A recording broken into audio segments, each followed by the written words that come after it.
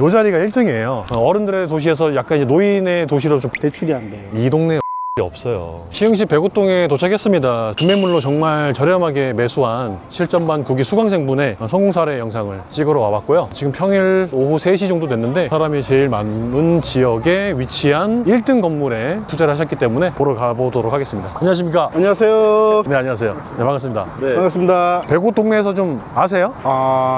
잘은 몰랐어요. 댁은 어디세요? 서울이요. 서울이신데 어떻게 배구까지 투자를 하시게 된 거죠? 상남자님 배구 뽀개기 유튜브를 보고요. 그 라이브 영상. 그때 그거 보고 구역을 딱 정해 주셨기 때문에 찾기가 너무 쉬웠어요. 일단 배구에 대해서 좀 설명을 드려보면은 지금 우리 서 있는 이곳, 이 자리요. 이 자리가 1등이에요. 저쪽으로도 배구세대 아파트가 정말 많고 소비하는 뭐 청과 그다음에 장 볼 수 있는 거 홈플러스 익스프레스, 식음료들 그런 점포들이 쭉 포진되어 있어서 여기서부터 이제 좀 활성화가 되는데 제일 좋은 자리가 여기거든요. 제가 제일 좋아하는 자전거 많이 서 있는 거. 그 다음에 광역버스가 바로 앞에 있다는 거. 이 아파트에서도 학교를 가려면 이 아파트 뒤로 가야 되고 그 다음에 중심상업지의 상가를 이용하려면 여기로 와야 되고 그래서 여기서부터 노브랜드, 국민은행, 광역버스 정류장, 파리바게뜨 있고 좀 여기를 세세하게 둘러본 거는 오늘 처음이에요? 거의 오늘이 처음이에요.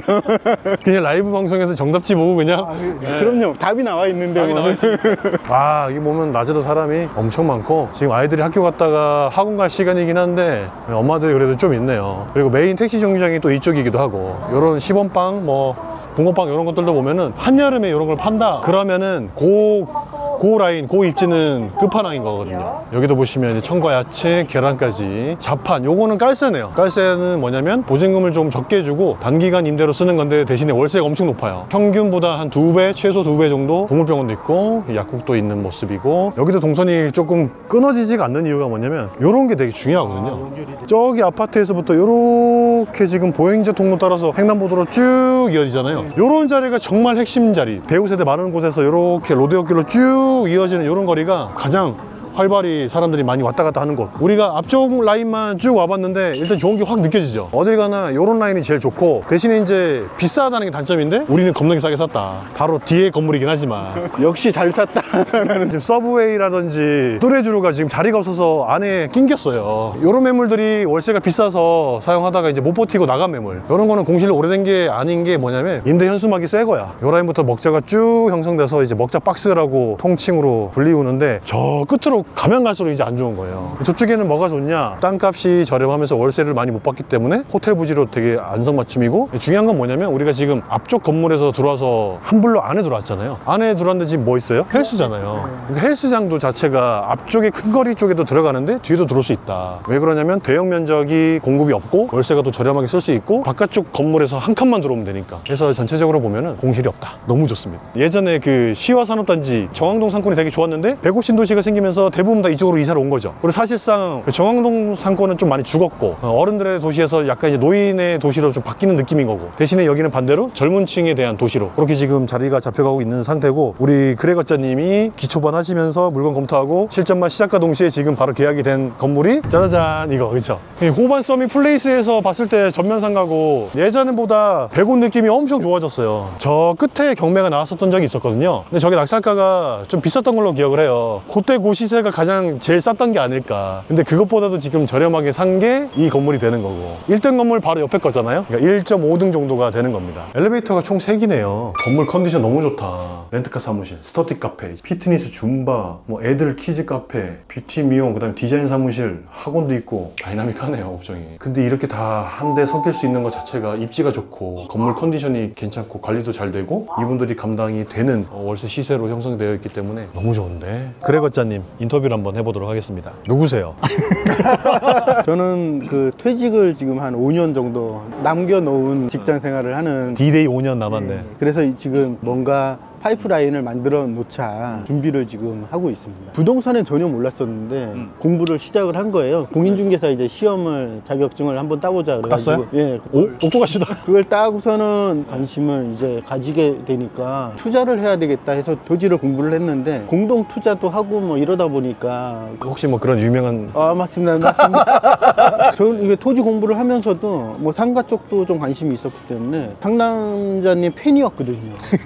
감사합니다. 대단합니다. 정답지를 보고 그 물건지를 찝어준 상태에서 여기로 가서 싼 거를 찾아보고 부동산을 찾아가셨고. 전화만 해가지고 그 2억 7천짜리가 하나 나온 거예요, 싸게. 그래서 2억 4천에 주면은 내가 그걸 사겠다. 그러면은 끊어버리지 않아요? 상당한 그런 느낌이 이렇게 오더라고요. 보통 그게 정상이죠. 그러더니만 이제 저녁 때 이제 전화가 왔는데 그렇게 깎아주시지 않는다고 그런다. 근데 다른 물건이 들어왔다. 그날 올라온 물건을 연결해 준 거예요, 그냥? 네. 이야. 평당가가 그러면 최초에 받았을 때 얼마였어요? 60평에 처음에는 이제 3억 7천인가 3억 7천. 나온 건데 이제 3억 3천까지는 해보겠다. 제가 그 물건 받고 계약까지 일주일 걸렸어요. 시행력이 대단하십니다.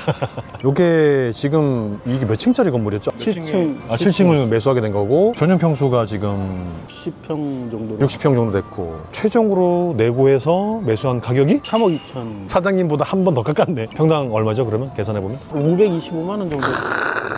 이 동네에 500짜리 없어요. 월세가 평당 지금 평균으로 3만 원 이상 무조건 나오는 자리인데 다른 데는 다 3만 원 이상이더라고요. 그죠? 제일 작은 게 3만 2천 원 정도 나오는데 저희 건 지금 2만 8천 원. 그러니까 이거 월세도 계속 올릴 수 있고 보니까 계약을 18년도에 계약을 했는데 그 이후에 한 번도 안 올렸어요. 7년 조금 남았네. 매년 계약 갱신 될 때마다 올려도 되고 3년만 있다가 다시 올리면은 또 재값 시세대로 받으면서 수익률도 확 올라갈 거고 앞으로 계속 매가는 올라갈 거고 현재 시세만 해도 지금 안전마진 평당 못해도 200만 원 이상의 차익을 보는 건데 60평이니까 한 6천 7천만 원은 무조건 지금 확보가 된 상태인데 네. 개인 명의로 투자했어요? 법인으로 투자했어요? 처음에 계약할 때는 개인으로 했다가 오늘 법인으로 바꿨어요. 개인으로 하면은 뭐 이것저것 세금 문제도 있고 재산세 문제도 있고 보험료 할증도 있으니까 계약금은 개인으로 쌓고 특약에다가 이제 법인으로 전환한다. 그렇게 해서 진행을 한 경우가 됩니다. 그래서 요거는 임대 활동을 할 필요가 없죠. 기존 임차인이 이미 영업을 잘 하고 계셔갖고 그래서 이게 지금 딸깍 그런 상태이고 그러면은 지금 대출을 알아보고 있는 거예요? 아니면은 이렇게 쌀 수밖에 없었던 이유가 이제 보니까 왜요? 대출이 안 돼요. 경계 벽체 때문에? 이금융권에서 처음 알아보면 그래도 나오긴 하는데 굳이 높은 금리로 가져갈 필요가 있을까. 그럼 작전은 어떻게 되는 거예요? 그래서 이제 비상약을 썼죠. 요 물건에 대해서 담보 가치가 1금융권에서는 판단이 안 되니 다른 담보를 얹어가지고 대출을 실행하는 작전으로 그러면은 대출을 몇 %, 비율로 받게 되는 거예요? 저는 이제 4.1%로 총 대출 금액의 비율은요? 2억 7천까지 그럼 몇 % 나온 거예요? 80%가 좀 넘게. 너무 많이 나왔는데?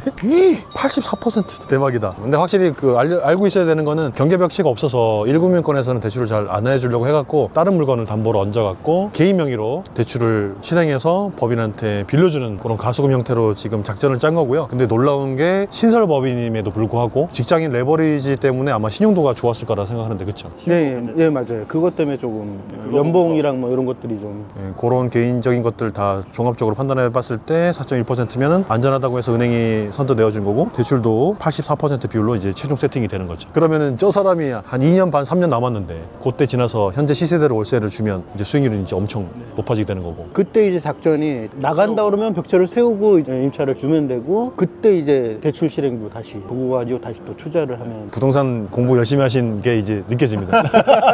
많은 사람들이 엄청 궁금해할 것 같아요. 아무리 금매라지만 이렇게 저렴한 물건을 소개받는 팁 어떻게 했어요? 이게 도움이 안 되는 게 저는 부딪혀야 된다라고 생각을 해요.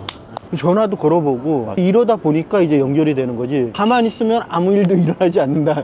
네, 그거는 확실합니다. 결국에는 행동하는 게 답이다. 모든 분야가 다 똑같네요. 행동하지 않으면 아무 일도 일어나지 않아요. 그 매수할 때 고민했었던 포인트가 있었을까요? 어떤 게 망설이게 했었을까요? 일단 상가는 초보자라서 제일 무서운 게 과연 임대가 제대로 이게 유지가 될까? 맞춰질까? 이 사람이 나가면 그 다음엔 내가 이걸 맞출 수 있을까? 뭐 이런 고민이 제일 컸던 것 같아요. 공실 리스크. 제가 장담하는데 여기 공실 나면은 제가 책임질게요. 그 정도로 좋아요. 요거 하시면서 어떤 걸 배웠을까요? 역시 도전해봐야 된다라는. 다음 목표는요? 요런 거 비슷한 것들을 뭐 올해 한 2개 정도 더 이제 할 것인지 아니면은 큰 거에 좀. 큰 거를 하시려면 공실을 해결하는 것도 한번 겪어보는 게 되게 필요하거든요. 되게 당황스러울 수 있어요. 막상 현실 세계에 부딪혀 보면은 계획대로 안 흘러가고 한 번씩 삐끗삐끗 할 때마다 멘탈이 부서지는 게 있어요. 그래서 제가 추천드리고 싶은 거는 작은 물건을 한 30평이나 중소형대 평수를 공실을 한번 경험해보고 큰 평수로 가면은 좀 무난하게 할 수 있을 것 같아요. 그럼 인터뷰는 이것으로 마치도록 하겠습니다. 진짜 잘 샀네요. 감사합니다. 상남자님 덕분입니다.